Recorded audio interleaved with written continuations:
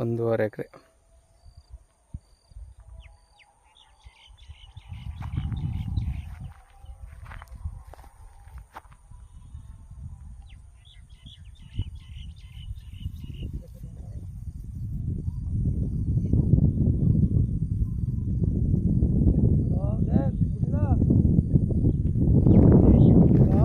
Full red soil. ಇದು ಮೈಸೂರಿಗೆ ಒಂದು 46 ಕಿಲೋಮೀಟ್ರ್ ಆಗುತ್ತೆ. ಮೈಸೂರು ಊಟಿ NH ರೋಡ್ಗೆ ಒಂದು 6 ಕಿಲೋಮೀಟ್ರ್ ಆಗುತ್ತೆ. ಮೈಸೂರಿಗೆ 46, ಊಟಿ NH ರೋಡ್ನಿಂದ ಇಲ್ಲಿಗೆ ಲ್ಯಾಂಡ್ಗೆ 6 ಕಿಲೋಮೀಟ್ರು. ಜನರಲ್ ಪ್ರಾಪರ್ಟಿ, ರೆಕಾರ್ಡ್ ಎಲ್ಲ ಲೀಗಲ್ ಆಗಿದೆ. 1.5 ಎಕರೆ, ಒಳ್ಳೆ ಚೌಕಾಕಾರವಾಗಿದೆ. ಫುಲ್ ರೆಡ್ ಸಾಯಿಲು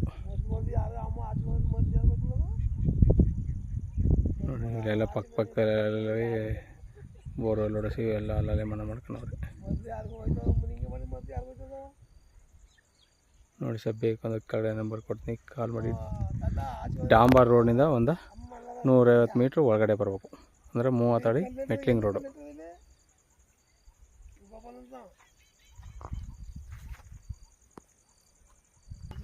ನೋಡಿ, NRGಯಿಂದ ರೋಡ್ ಮಾಡ್ಸರೆ.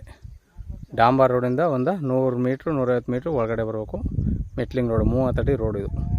NRGಯಿಂದ ಕೆಲಸ ಮಾಡಿ ನೋಡಿ, ಇಲ್ಲಿ ಬೋರ್ಡ್ ಹಾಕಿ.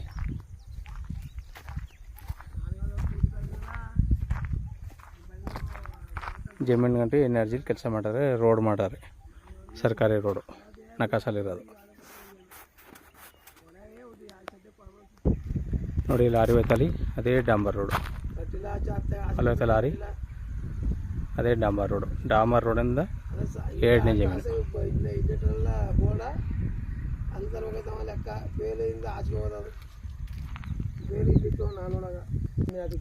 $25 ಲಕ್ಷ ಹೇಳ್ತಾರೆ. ವ್ಯಾಪಾರಕ್ಕೆ ಹೋದಂದ್ರೆ ನೆಗಸವಲ್ಲ ಆಗುತ್ತೆ ನೋಡಿ.